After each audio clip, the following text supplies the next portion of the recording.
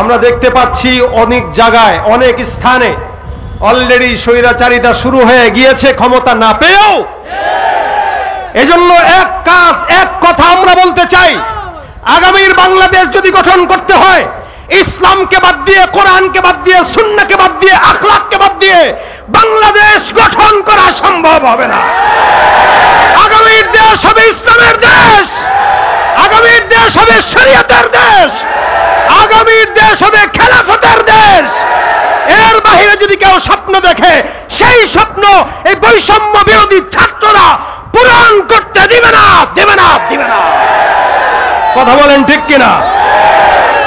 মুক্তিযুদ্ধ নামে বুক ফুলিয়ে খুনি ঘুরে, খাঁটি সব যোদ্ধা সকল না খেয়ে যে কাতরে মরে।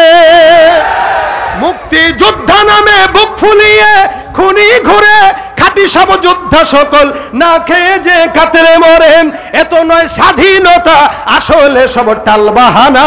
এত নয় স্বাধীনতা, আসলে সব টালবাহানা।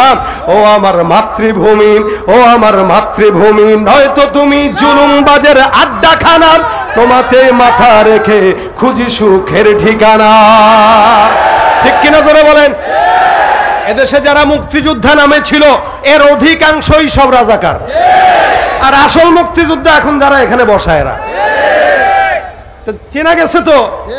এরা আজীবন বলেছে পলাবো না, আজীবন বলেছে। আমরা বলাইছি নাকি? আপনি বলাইছেন? কে বলাইছে? যে বলছে সে, যে বলছে পলায়া কি টের পাইছে? ডানার সাথে নাই ভাই। এজন্য জুলুম কোনোদিন স্থায়িত্ব হয় না। যারা এই জুলুম করে, ফেরাউনের লাশ আল্লাহ পাক আয়াত নাজিল করে টিকিয়ে রেখেছেন, ফালইয়াউমা নুনাজ্জিকা বিবাদানিকা লিতাকুনা লিমান খালফাকা আয়া। আজীবন যারা থাকবে। ফেরাউন যে কি বাটপার ছিল, ফেরাউন যখন মারা যায় মানুষ বিশ্বাস করতে পারতেছিল না, কিরে আসলেই কি মারা গেছে কিনা, কেমনে সম্ভব? ফেরাউন ফেরাউন এভাবে মরছে, আল্লাহ কারে মরছে এটা বিশ্বাস হয় না। আমি লাশটাকে রেখে দেব, তোরা কেন? কিয়ামত পর্যন্ত সবাই যেন দেখে যে এটা কেমন ছিল। তা আমাদেরও মাঝে মাঝে বিশ্বাস করতে কষ্ট হয় না? হ্যাঁ, প্রথম সপ্তাহ তো এরকমই ছিল। রাস্তায় ঘুরলে কি কেমনে সম্ভব? এদেশে নাই, এদেশে তা কোথায়? যাদের বাসায় থাকতে চেয়েছে তারা আছে, মেজবান আছে, মেহমান পলায় গেছে। মেহমানের তো মেজবানের বাসার থেকে অনুমতি ছাড়া বের হওয়া ঠিক না, কি বলেন? আদবের খেলাফ। মেহমান আমি আপনার বাসায় যাব, আমি বের হওয়ার আগে বলতে হবে ভাই আমি যাচ্ছি, অনুমতি দেন। তো অনুমতি ছাড়া যদি চলে যায়, সব কথা বলা যায় না, মনটা এই সব কথা বলা যায় না। এই জন্য কিছু জিনিস আগে বলতে পারতাম না, এখন তো বলা যায় নাকি? এখন আর কোন সমস্যা আছে? আগে কথা বললে দেখা লাগতো ডানে কে আছে, ও আচ্ছা। আগে যদি বলতে গেলাম বায়ে কে আছে, দেখা লাগতো কিনা? এখন আর দেখার টাইম, দেখার টাইম। তবে এই নাইটাকে স্থায়িত্ব করার জন্য ইসলাম দরকার, এই নাইটাকে স্থায়িত্ব করার জন্য কোরআন দরকার। আপনি যদি কোরআনকে বাদ দিয়ে এই নাইটা রাখতে চান, আমি বলবো এই নাই থাকবে না, আবারও আন্দোলন শুরু হয়ে যাবে, আবারও এই টোল বক্স পুরানো হবে। হয়তো এই সুযোগ বাংলার জমিনে দ্বিতীয়বার দেওয়া যাবে। এজন্য যারা এখনো নতুন বাংলাদেশ গড়ার স্বপ্ন দেখেন, আওয়াজ তুলতে হবে, কোরআনের বাংলাদেশ গড়তে চাই, ইসলামের বাংলাদেশ গড়তে চাই। আল্লাহ পাক আমাদের এই দেশকে কবুল করুক, বলেন আমিন। তো ভাই কথা আমি আগেই বলেছি, যেহেতু রেজাল্ট আমি জানি এখানে আমি আর পীর সাহেব হুজুর, যেহেতু আমার বন্ধুবর রেজাল্ট আবরার সাহেব আপনাদেরকে গুরুত্বপূর্ণ বয়ান শুনিয়ে গেছেন, উনার পরে বয়ান আর হয় না। এই কারণে আমি আপনাদের সামনে গুরুত্বপূর্ণ কোনো কথা না, ভাঙাচোরা কথা বলবো। যেদিকেই কথা যায় যাক, যে কথার থেকে আমি উপকৃত হতে পারি ওই কথাগুলো আমরা নেবো ইনশাআল্লাহ। এটা রবিউল আউয়াল মাস শুরু হয়েছে, এদেশে অনেক মানুষ সবাই মহব্বত করে রসুলকে। কোটি কোটি মানুষের ভিতরে যারাই মুসলমান সবাই রসুলকে মহব্বত করে, কিন্তু মহব্বতের ভিতরে কিছু ভুল থাকার কারণে মহব্বতটা ভালো জায়গায় হয় না, মহব্বতটা ইবাদত হয় না, গুনাহের কারণ হয়ে যায়। মহব্বত করার জন্য মহব্বতের শান দরকার আছে জানা। মহব্বতের সিস্টেম জানা দরকার আছে। বউরে মহব্বত করে যদি কেউ মা ডাকে থাকবে? ঠিক রাসূলকে মহব্বত করে যদি কেউ আল্লাহ বলে ফেলে, ইসলাম আছে আর দিন আছে আর ঈমান থাকবে? সুতরাং এই মহব্বতের লেভেলটা জানা উচিত। এই সারা দুনিয়াতে আল্লাহ পাকের পরের স্থান যার, তিনি হচ্ছেন মুহাম্মদুর রাসূলুল্লাহ সাল্লাল্লাহু আলাইহি ওয়াসাল্লাম। একবার পড়ছেন 10টা রহমত নাজিল হয়ে গেছে। রাসূল সাল্লাল্লাহু আলাইহি ওয়াসাল্লাম একবার পড়েছেন 10টা গুনাহ মাফ হয়ে গেছে। একবার পড়েছেন 10টা সম্মান বুলন্দ হয়ে যাবে। শুধু তাই না, নবী বলেন কেউ যদি বেশি দুরূদ পড়ে, আকসারুহুম আলাইয়া সালাহ, কেউ যদি আমার উপরে বেশি দুরূদ পড়ে তা আমার উপরে ওয়াজিব হয়ে যায় তাকে সুপারিশ করে জান্নাতে নিয়ে যাওয়া। শুধু তাই না, কেউ যদি রাসূল সাল্লাল্লাহু আলাইহি ওয়াসাল্লামের সাথে জান্নাতে, রাসূল বলেন কেউ আউলান নাসিবি ইয়াউমাল কিয়ামা, কেউ যদি কিয়ামতে আমার পাশে থাকতে চায়, মনে করেন আমি আপনাদের বাসিন্দা, কেন? আমার বাসা সাইনবোর্ড, আপনাদের বাসা কোথায়? শনিয়াকড়া, কাজলা। আমার বাসা কোথায়? সাইনবোর্ড। তার মানে আপনারা আমার প্রতিবেশী। অনেকে বলে আরে অমুকের বাসা তো আমার পাশে, বলে কোথায়? আমি থাকি সানারপার, হুজুরে থাকে সাইনবোর্ড। আমি থাকি রায়েরবাগ, উনি থাকে সাইনবোর্ড। আর কেউ যদি আমার বাসার পাশের বাসা থাকে, আরে আমার পাশের বাসায় তুমি থাকে। ও তাই? আচ্ছা, কেউ যদি আমার উপরে থাকে, আরে আমার পাশেই তো, আপনার সাহেবের ফ্ল্যাট আমার উপরে, আমি থাকি 3 তলায়, ওনার ফ্ল্যাট হলো 7 তলায়। তাহলে কাছে না? কথা কয় না, কাছে না? আর কেউ যদি আমার পাশের ফ্ল্যাটে থাকে, আমার এই ফ্ল্যাট তার এই ফ্ল্যাট, কেউ যদি আমার পাশের ফ্ল্যাটে থাকে, সে বলবে আরে তার ঘর আমার ঘর তো একসঙ্গে। নবী বলেন কেউ আমার পাশে আছে, কে? রাসূল বলেন আমার পাশে যেই ঘরটা, ওই ঘরে সে থাকবে। আউলান নাসিবি ইয়াউমাল কিয়ামা আকসারুহুম আলাইয়া সালাহ, যে দুনিয়াতে বেশি পরিমাণে আমার উপর দুরূদ পড়বে, আমার পাশের ঘরে জান্নাতে সে থাকবে। তার গর্বটা কি কম না বেশি? একদম মিলাদুন নবী করতে করতে জান ফানা ফানা করে ফেলায়। দুরূদ শরীফ জিজ্ঞাসা করেন, একটা দুরূদ পড়তে পারে না। দুরূদ ইব্রাহিম পড়তে পারে না। রাসূল সাল্লাল্লাহু আলাইহি ওয়াসাল্লাম অসংখ্য দুরূদের ছোট্ট একটা দুরূদ পড়তে পারে না। পারে কি? ইয়া নবী সালাম আলাইকা। হ্যাঁ, সুন্দর, এটা পড়তে আমাদেরও ভালো লাগে। রাসূলের উপরে সালাম পৌঁছান, ঠিক আছে, কিন্তু আকীদাটা কি নিচ্ছে? এজন্য ইবাদতকে মহব্বতের ক্ষেত্রে মহব্বতের মাপকাঠি জানা উচিত। আমি ওদিকে যাচ্ছি না, যেহেতু আপনারা সব কথা বলে গেছেন। ইবাদতের মাপকাঠি জানা, মহব্বতের মাপকাঠি জানা উচিত, কতটুকু করলে মহব্বতের লেভেল পজিশনে থাকে।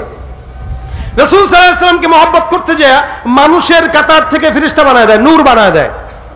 অথচ আল্লাহ পাক রব্বুল আলামিন ফেরেশতাদেরকে নূরের বানাইছেন, জিন্নাতদেরকে আগুনের বানাইছেন। কি দিয়া? আগুন। মানুষকে বানাইছেন কি দিয়া? মাটি। তাহলে আগুন, নূর আর মাটি। তাহলে আল্লাহ পাক রব্বুল আলামিনের হাবিবের উপর আল্লাহ বলেন লাকাদ জাআকুম রাসূলুম মিন আনফুসিকুম, তোমাদের মধ্য থেকেই তোমাদের নিকট একজন রাসূল এসেছেন, তোমাদের মধ্য থেকে, তোমাদের মতোই। তার মানে আমাদের মধ্য থেকে আমাদের মতো রক্তে মাংসে গড়া মানুষ ঠিকই, কিন্তু পার্থক্য আছে না নাই? আছে না নাই? বর্তমানে উপদেষ্টা মণ্ডলী যারা আছেন এরাও মানুষ, আমরাও মানুষ, পার্থক্য। সমন্বয়ক যারা তারাও মানুষ, আমরাও মানুষ, পার্থক্য। কিন্তু এই সমন্বয়কদেরকে 1 বছর আগে কেউ পাত্তা দিছে? কত মানুষ তাদেরকে দেখছে, দামি নেই, কে এটা, এই সেই। কিন্তু এখন ছবি তোলার জন্য পাগল। কেন? তার কর্মের কারণে। আল্লাহ পাক রাসূল করিম সাল্লাল্লাহু আলাইহি ওয়াসাল্লামকে একটা আখলাক দিয়েছেন, আখলাকের কারণে রাসূলকে দামি বানিয়ে দিয়েছেন।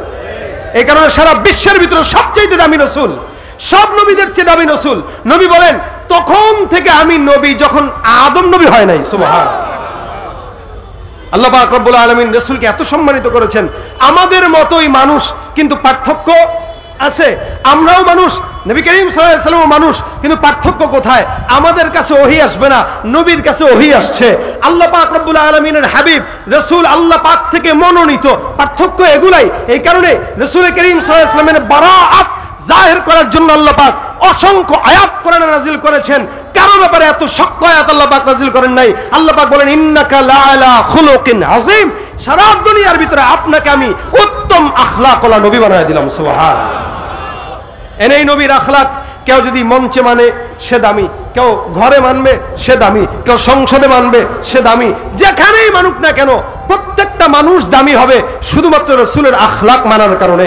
আল্লাহ পাক সম্মান দিতে যায় নবী করিম সাল্লাল্লাহু আলাইহি ওয়াসাল্লামকে এত মর্যাদা দিয়েছেন যে আল্লাহ পাক রব্বুল আলামিন জান্নাত সহ আসমান জমিন গ্রহ নক্ষত্র যা আছে, এমনকি আল্লাহ পাকের আরশ, আল্লাহ পাকের সব জায়গায় আল্লাহ পাক একজনের নাম লিখে রেখেছেন, তার নাম মুহাম্মদুর রাসূলুল্লাহ।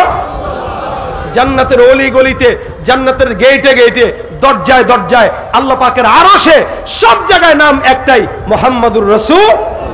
পার্থক্য তো এই জায়গায়। এজন্য ভাইরা আমার, রাসূলকে সম্মান, মুজিজা, সম্মান আল্লাহ পাক এত দিয়েছেন যে আপনাকে আমাকে, এই যে আমাদের নায়েবে আমিনুল মুজাহিদিন আসবেন, আপনারা কি মহব্বত করেন কিনা?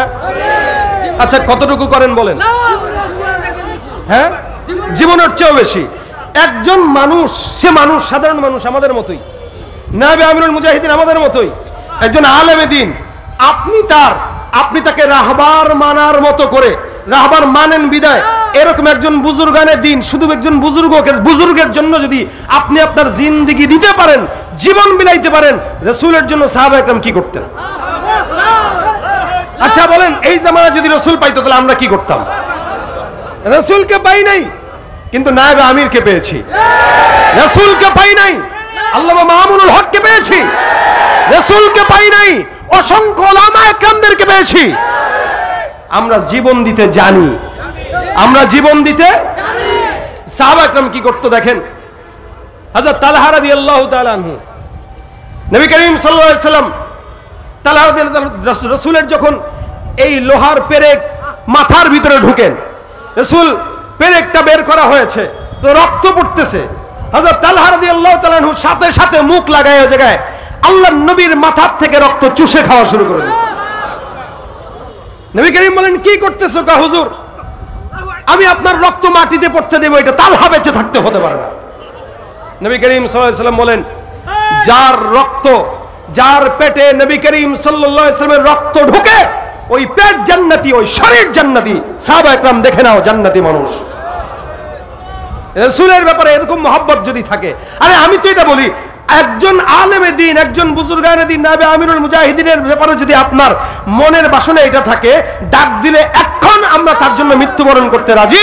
সেই ক্ষেত্রে রাসূলের জন্য তো একবার নয়, 1 কোটি বার যদি মৃত্যুবরণ করতে হয়, রাজি আছি কারা কারা?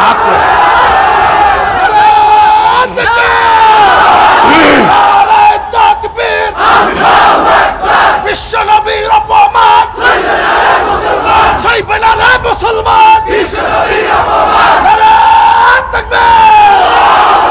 বিশ্ব নবীর অপমানে যদি না কাঁদে তোমার মন, মুসলিম নয় মুনাফিক, তুমি নবীজির দুশমন।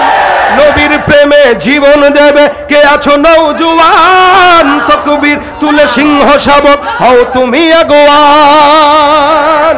তোমার বুকে ইমানের বল, জবানে আল কোরআন, ভয় কাঁপে কাপুরুষ সব আর নরাধম শয়তান। জীবনের চেয়ে বুকে আছে বেশি নবীজির সম্মান, কেমনে তুমি থাকবে বসে হলে তার অপমান। তুমি সাচ্চা মুসলমান, ইমান তোমার ধন, নবীর প্রেমে জাগ্রত তুমি নির্ভীক পালোয়ান। আওয়াজ দিয়া, সাচ্চা মুসলমান, ইমান তোমার ধন, নবীর প্রেমে জাগ্রত তুমি নির্ভীক পালোয়ান। শ্রেষ্ঠ নবীর ব্যঙ্গ করে পাপিষ্ঠ আর বদনসিব, আমরা তাদের ঘৃণা জানাই ধিকে ধিকে ধিকে শতধিক। জাতিসংঘের কাজে কি তবে দর্শক হয়ে থাকবে চুপ? সাম্প্রদায়িক সম্প্রীতি আর যাচ্ছে ভেঙে, পাচ্ছে লোক। আজকে যারা কুলাঙ্গারের পক্ষপাতী করছো সব, তোমরা কেউ ছাড় পাবে না, শক্ত ধরা পড়বে ঠিক।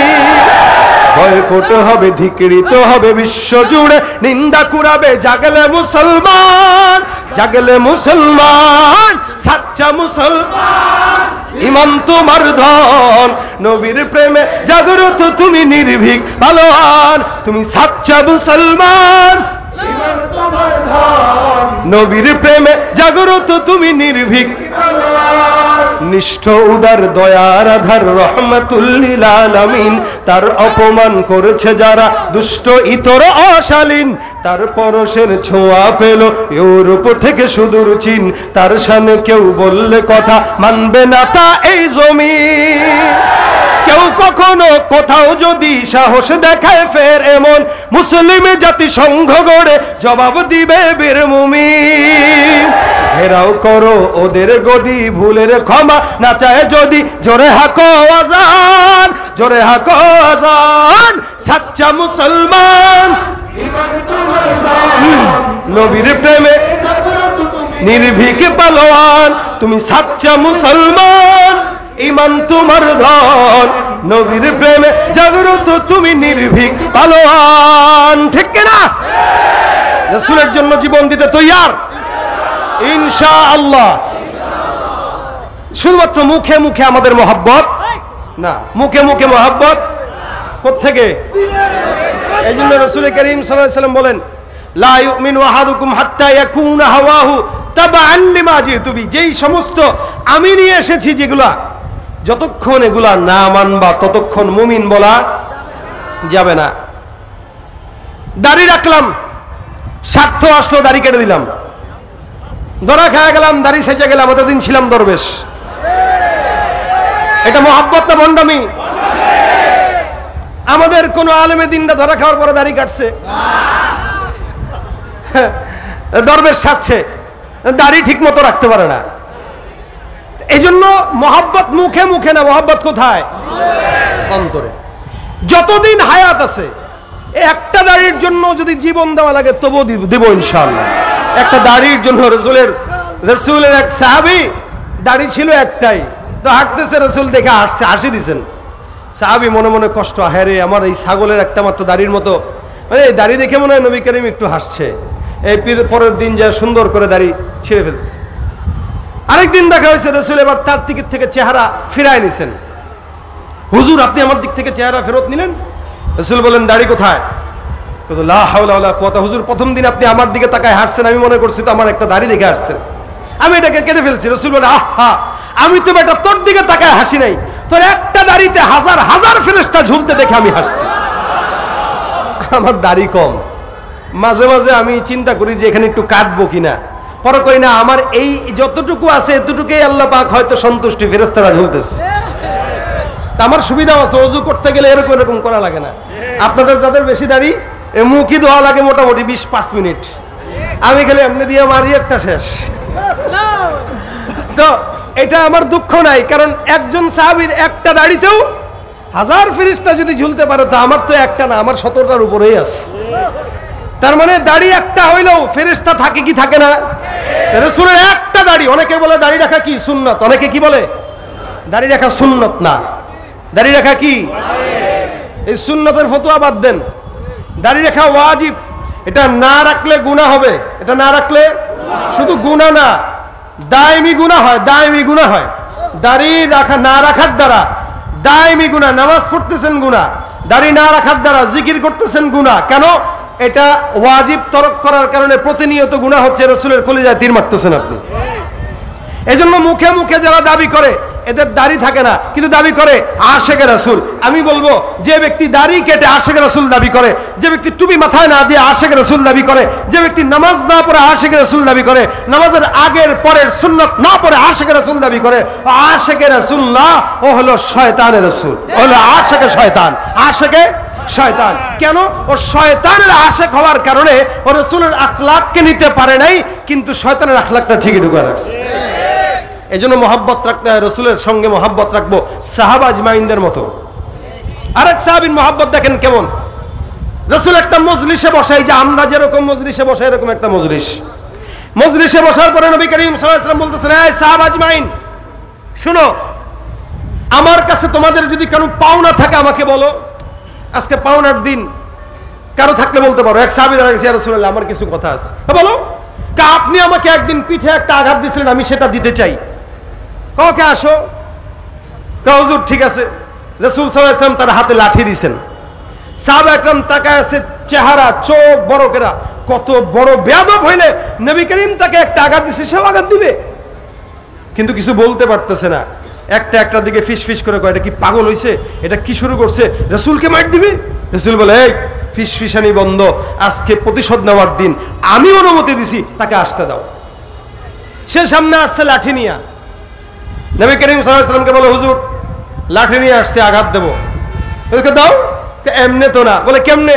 আমাকে যেদিন পিঠে বাড়ি মারছিলেন আমার গায়ে কোনো কাপড় ছিল না, তা আপনার যে পিঠে চাদর আছে চাদর তো সরাইতে হবে রাসূল, না তো ইনসাফ হবে না। সুবহানাল্লাহ। আচ্ছা বলেন, উদাহরণত আমাদের পীর সাহেব যদি কাউকে বলে যে ভাই প্রতিদান দাও, আর আপনি যদি মুড়ি দুইটা কোন, হুজুর আপনার গায়ে জামাটা খুলতে হবে, বাড়ি একটা দেবো, কন্ত দেখি এই পাগলা তো উঠা লাঠি দিয়ে এটা সরাই দিবে। কথা ঠিক কিনা বলেন? কথা ঠিক কিনা বলেন? নবী করিম বলতেছেন, এর সুযোগ দাও।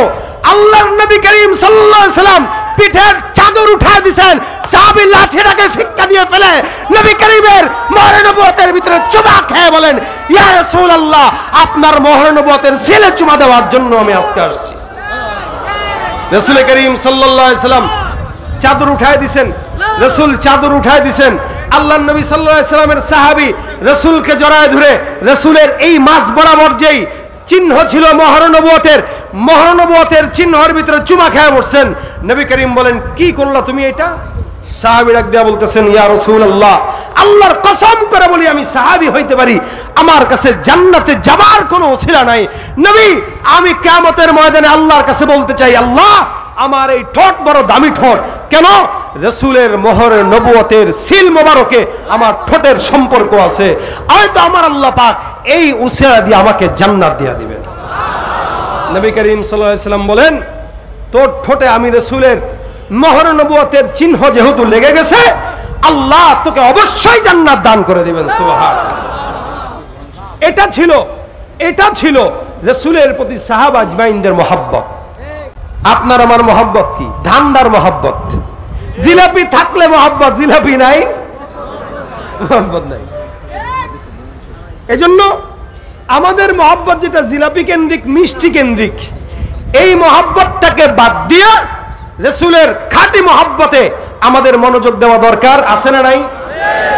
আজকে আমি আপনাদেরকে একটা কথা বলতে চাই লাস্ট পর্যায়ে এসে। কি কথা?